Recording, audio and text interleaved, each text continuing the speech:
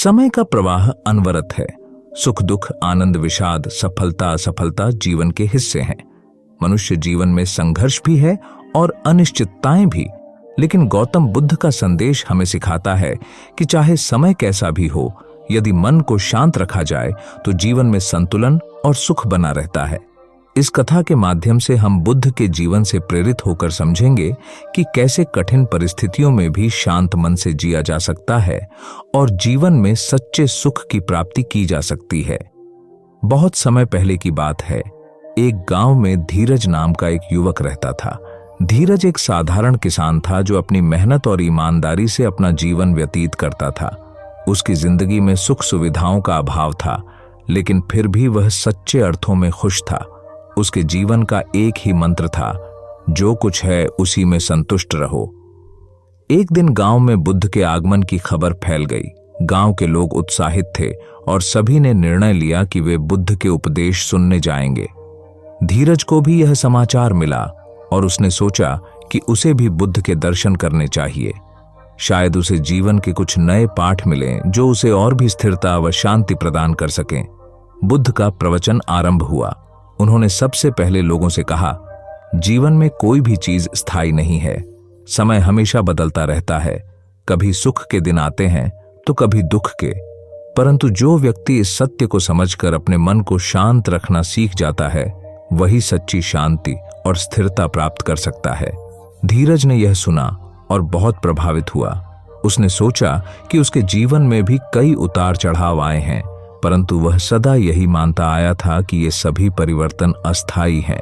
बुद्ध की यह बात उसके मन में गहराई तक बैठ गई। कुछ दिनों बाद एक ऐसी स्थिति उत्पन्न हुई जिसने धीरज की शांतिपूर्ण दुनिया को हिलाकर रख दिया। उसके खेत में अचानक बाढ़ आ गई और उसकी पूरी फसल नष्ट हो गई। धीरज को बड़ा आघात लगा, लेकिन उसने बुद्ध के शब्दों को स्मरण किया, समय कैसा भी हो, शांत रहना सीखो। धीरज ने अपने आप से कहा, यह समय भी बदल जाएगा, यह दुख भी अस्थायी है। उसने कठिन परिस्थिति में भी हिम्मत नहीं हारी और अगले मौसम की तैयारी करने लगा। धीरे धीरे उसने अपने खेत को फिर से तैयार किया और फसल उगाने का प्रयास किया। उसकी मेहनत रंग लाई और 1 साल बाद उसकी फसल अच्छी हुई। इस कठिन समय में भी धीरज ने धैर्य बनाए रखा और बुद्ध का संदेश उसके दिल में गहरा बैठ गया कि चाहे परिस्थिति जैसी भी हो, हमें अपनी शांति नहीं खोनी चाहिए। समय के साथ धीरज ने महसूस किया कि वह पहले से अधिक स्थिर और शांत हो गया है।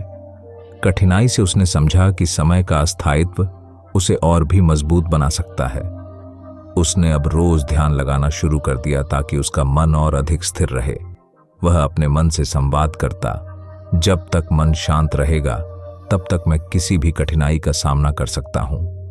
समय चाहे कितना भी कठिन हो, मुझे अपना संतुलन नहीं खोना है। कुछ वर्ष बीतने के बाद एक बार फिर बुद्ध का उसी गांव में आगमन हुआ। इस बार धीरज उनके पास गया और कहा, हे तथागत, आपके उपदेश ने मेरे जीवन को नया अर्थ दिया है। मैंने सीखा है कि चाहे समय कैसा भी हो, मन को शांत रखना ही सबसे बड़ी साधना है। बुद्ध मुस्कुराए और बोले, धीरज, तुमने सही समझा। समय के प्रवाह में सब कुछ बदलता है, लेकिन जो व्यक्ति शांत मन से इन बदलावों को देखता है, वही वास्तविक सुख और शांति प्राप्त करता है। जीवन की सच्चाई को समझने का यही मार्ग है। धीरज अब जीवन के अनुभवों से समृद्ध हो चुका था। उसने देखा कि लोगों के जीवन में भी समस्याएं आती हैं, दुख आते हैं, परंतु जो लोग धैर्य और शांति बनाए रखते हैं, वे ही सच्चे अर्थों में जीवन का आनंद उठा पाते हैं। गांव के लोग अब धीरज को एक संतुलित, समझदार व्यक्ति के रूप में देखने लगे। वे उसे अपनी समस्याओं के समाधान के लिए पूछने आने लगे। धीरज ने उन्हें भी यही शिक्षा दी कि चाहे परिस्थितियां कितनी ही कठिन क्यों न हों, अगर हम मन की शांति बनाए रखते हैं तो हम हर चुनौती का सामना कर सकते हैं। समय बदलता रहा। धीरज ने देखा कि कई बार अच्छे दिन आए तो कई बार कठिनाइयां भी आईं, परंतु अब वह जानता था कि यह सब अस्थायी है।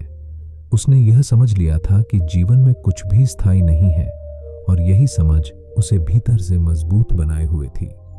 बुद्ध के उपदेशों का पालन करते हुए उसने इस बात को अपना जीवन मंत्र बना लिया कि समय कैसा भी हो, शांत रहना सीखो।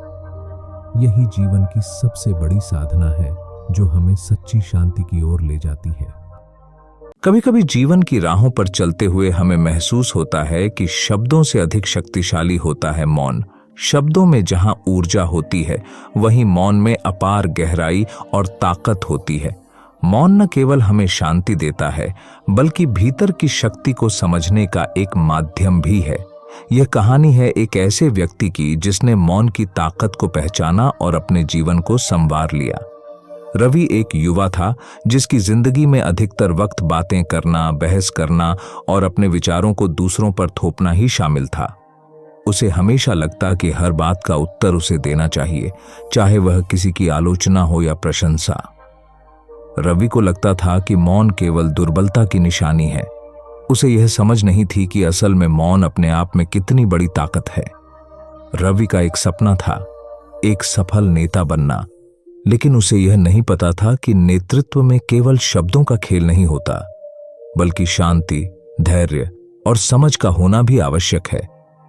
उसकी बहसों ने उसके दोस्तों और परिवार वालों को उससे दूर कर दिया था, क्योंकि वह हर बात पर तर्क करने में विश्वास करता था। धीरे धीरे वह अकेला होता जा रहा था, लेकिन उसे इसका एहसास नहीं था। एक दिन रवि का परिचय एक संत से हुआ जो शहर में आए थे। संत की बातें लोगों को गहरी शांति प्रदान करती थीं और उन्हें देखकर हर कोई प्रभावित था। रवि को भी संत में कुछ विशेष लगा।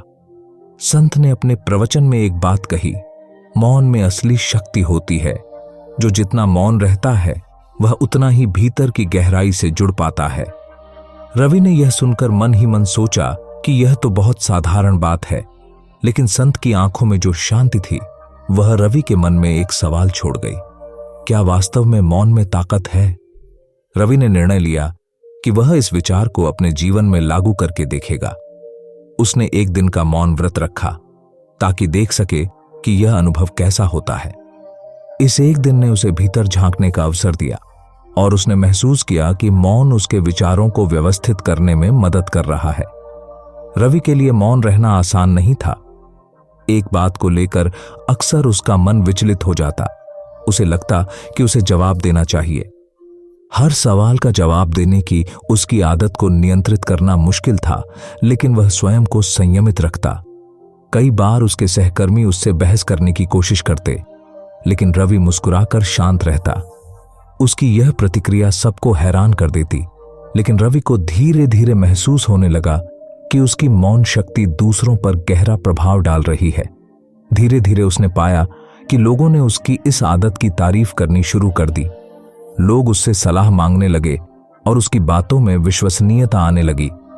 अब वह केवल मौन नहीं था, बल्कि उसकी मौन में गहराई थी। रवि का यह बदलाव उसके जीवन का हिस्सा बन चुका था।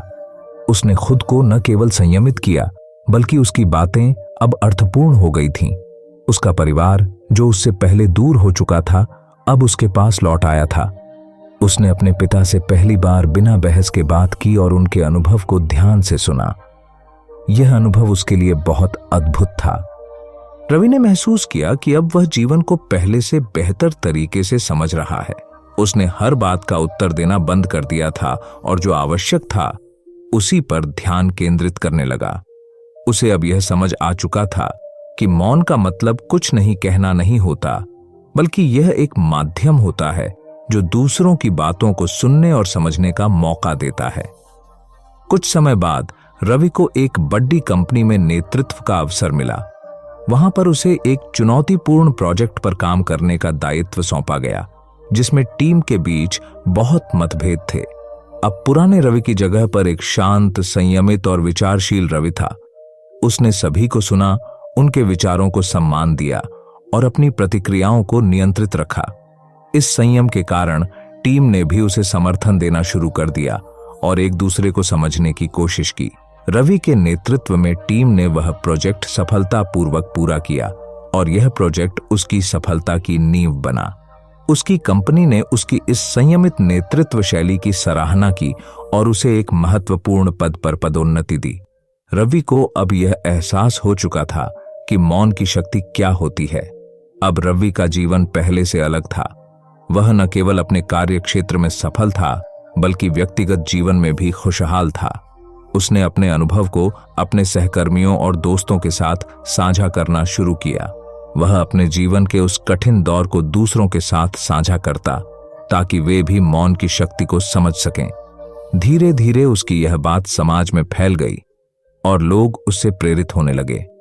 लोगों ने रवि की सलाह मानते हुए अपने जीवन में मौन को अपनाना शुरू किया।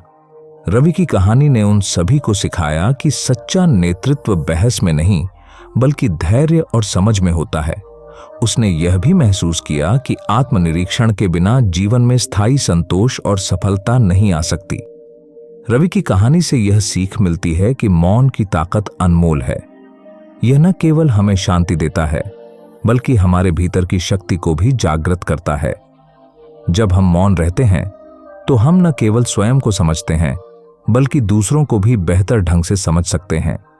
मौन हमें अपने भीतर झांकने का अवसर देता है और हमें संयमित और संतुलित बनाता है। रवि की तरह अगर हम भी मौन की शक्ति को समझें और उसे अपने जीवन में अपनाएं तो हम न केवल सफलता प्राप्त कर सकते हैं बल्कि एक सशक्त और संतुष्ट जीवन भी जी सकते हैं।